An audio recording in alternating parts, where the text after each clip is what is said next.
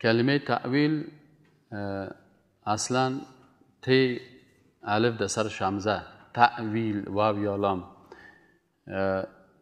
خود کلمه تعویل که است از ماده اوله گرفته شده. اوله یؤول تعویلا. اینال اوله چی معنی؟ معنای تعویل به معنای رجوع هست، به معنای عودت است و به معنای تفسیر است.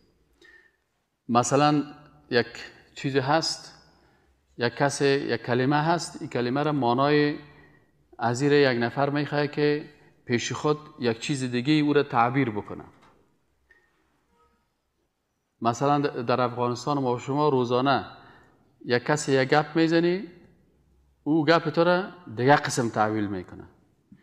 مثلا یک روز برای یک کس یک جمله را استعمال کردی، تو مقصدت خوب است لکن او خفه است پیشت. برش میگه که چرا خفه هستی؟ میگه والا اون روز که تو این کلمه را استعمال کردی مرا رشخند کردی. تو میگه نه برادر عزیز، من رشخند تو را نکردی،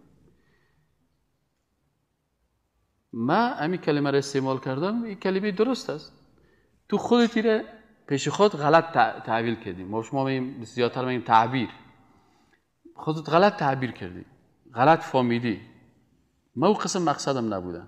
از این خاطر غالبا کلمه تعویل، یا مثلا یک کسی یک سخن میزنه تو امی گپ مرا دیگه قسم تفسیر کردی، گپ مرا دیگه قسم تعبیر کردی، گپ مرا دیگه قسم تعویل کردی. در خو هم کلمه تعویل استعمال میشه.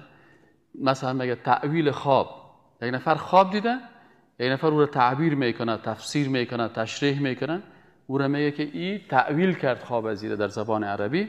پس تعویل خودش به معنای چی است؟ به معنای از این است که یک کلمه را میخوای که دیگه قسم تشریح کنی، توضیح کنی، تفسیر کنی، این را تعویل میگن.